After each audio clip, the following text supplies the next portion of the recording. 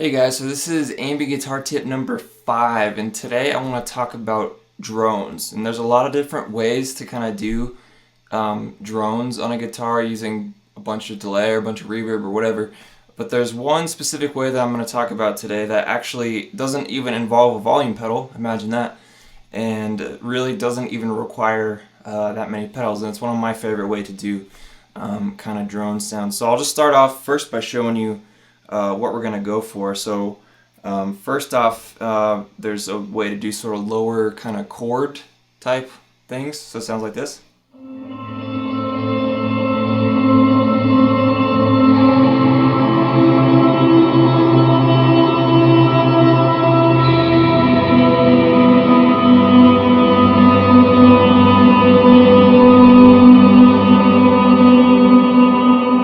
So that type of thing.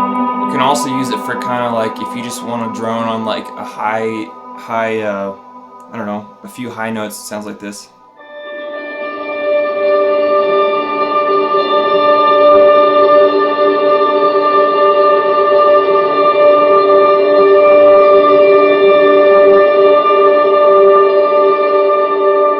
So that's what we're going for, and I'm going to show you in a second the things I use to make that. So I'll start off by telling you I'm using this Parts Telecaster with Seymour Duncan antiquity pickups, and I'm running in mono into this Matchless Clubman right here. So let's get started. Alright, so what's the point of a drone? Well, with a drone, typically what you want to do is sustain a note or a few notes for a long time and make it sound like there's no attack at all, but it's just like a consistent noise that's not really fading out, right? So there's no attack and there's no real decay either. So how do you do that with a guitar where the strings are going to sort of inherently decay, or your reverb's going to decay, or your volume swell is going to decay?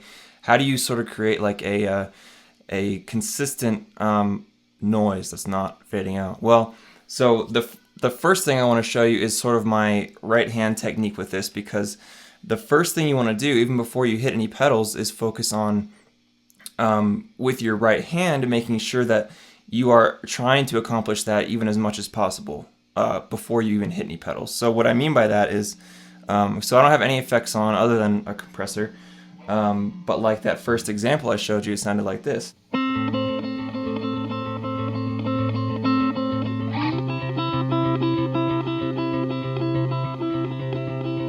So that sounds a little silly, but really all I'm doing is I'm alternating between two notes really as quietly as I can with the pads of my fingers, so because the pick is going to be a lot more attack, it's going to stick out a lot more. So what I'm trying to do here is create a noise that's mostly consistent and is mostly staying at the same volume level and same dynamic level, right?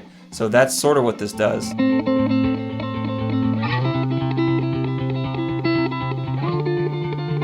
So I'm just alternating, at least in this case, with my thumb and my first finger between two notes. In the second case, like I showed you, I was actually playing three notes. There's an octave of a D. That's like a G chord, really, but I was just doing this.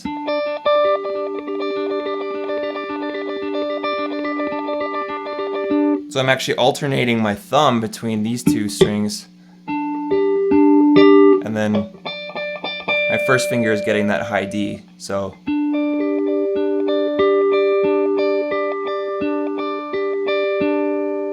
that's what that looks like. And so really the ultimate goal here is to try to do something that's creating a consistent sound. So that's what this kind of does, right?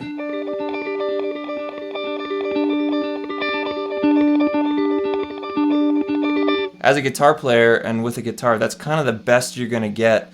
I mean, without like an EBO or something, that's the best way that I see to sort of create a consistent sound like that. Now it sounds kind of weird. I'm really picking as light as possible, so I'm not making the strings snap or anything. And I'm really just focusing on trying to create a really smooth sound. So that's really the first part of this. And there's different variations. You know, maybe you just alternate between two notes. That, and it sounds really quiet, but I promise you once I show you the effects and how I use them, how that changes. Or you know, you can do full-on chords maybe and just alternate between a bunch of notes with your fingers.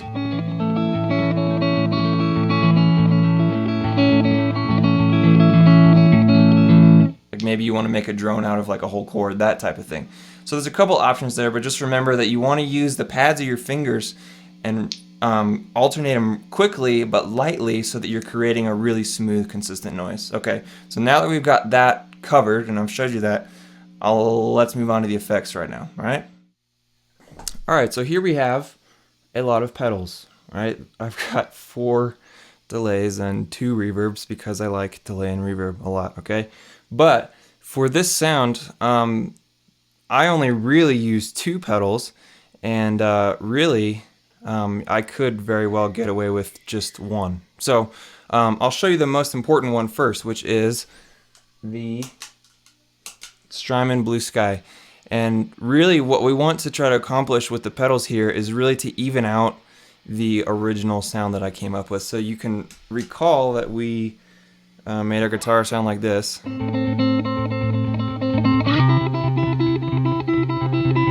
Which sounds kind of dumb, right? That's not super interesting, but we want to try to even out those, you know, the finger plucking sound that's there, and really just get at the notes and try to smooth it out, even it out, and turn it into like a big sustained drone, okay? And so the main way to do that, I do it with the Strymon Blue Sky, and the only real feature that you need on your reverb pedal to make sure of to do this is that you can get 100% wet signal. And what I mean by that is you can turn the mix all the way up like you see I've done here on the Strymon, and that means your wet signal, your dry signal is completely gone. Okay, so my original guitar signal will actually not pass through at all. The only thing that you're going to hear coming out is the wet signal, the reverb sound. Okay, and the second thing is that I've cranked the decay all the way up. So this is the longest decay that the reverb pedal can do, and that also serves to even out the sound, because you're going to get, you know, the reverb is going to kind of build up upon itself and kind of smooth itself out. So that's kind of why I do that. So let's start off just by showing you what this sounds like by itself.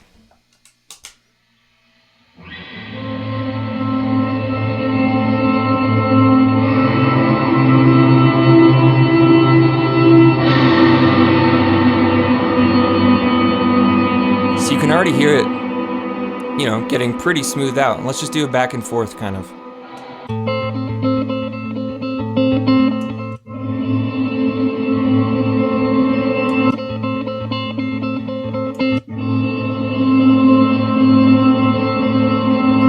So you can hear how it kind of gets rid of those, you know, plucky sounds from my guitar, which is really cool.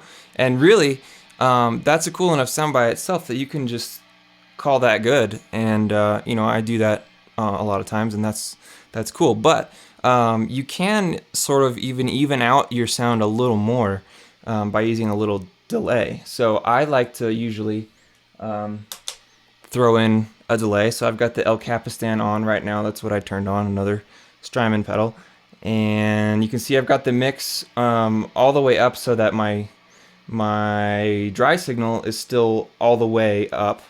It's still full volume as it goes through the El Capistan. And I've got repeats, you know, there's a decent amount of repeats, not an overwhelming amount, but let's see how this sounds, see if you can see how it adds to it.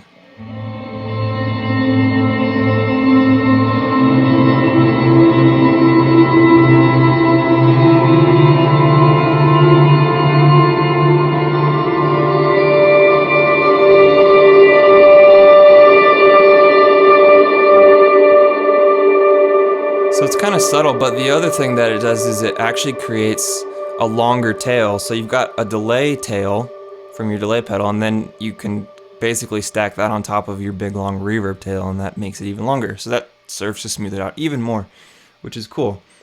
And one final thing that you can do and experiment with is even with your delay pedals, one or any, if you're putting on 2 or 3 or 4 delay pedals before your reverb, that's fine, is to play with turning your delay up so it is also 100% wet. So I'm going to do that real quick. And so now my delay pedal is actually taking out the dry signal and feeding only the delay signal into the reverb, which then the reverb is going to completely take the reverb signal of that delayed signal. I hope that makes sense, but hopefully you'll see how it sounds a little different now.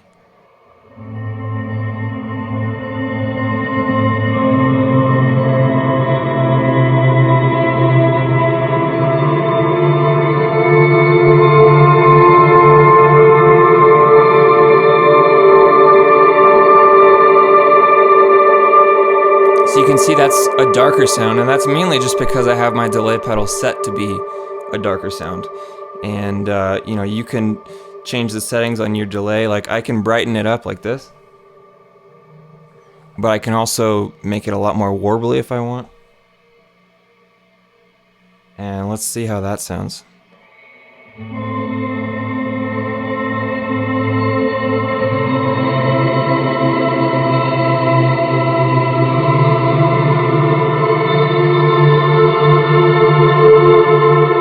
Kind of shape the sound however you want with your delay pedal if you decide to do it that way. Like when it's 100% wet like this, it tends to get a little bit thinner because the delayed sound is usually a little thinner than your original signal. So if that's what you want, then that's a good way to do it. And you can, if your delay pedal has a way to brighten it or darken it up, you can control it that way too.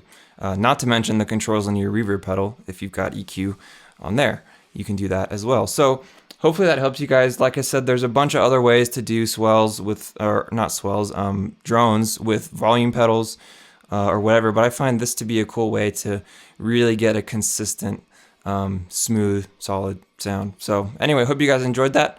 Looking forward to the next tip coming soon. Talk to you later.